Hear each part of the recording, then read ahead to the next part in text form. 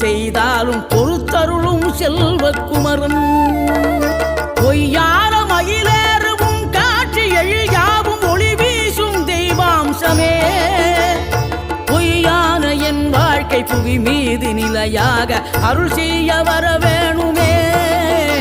நீ அருள் செய்ய வர வேணுமே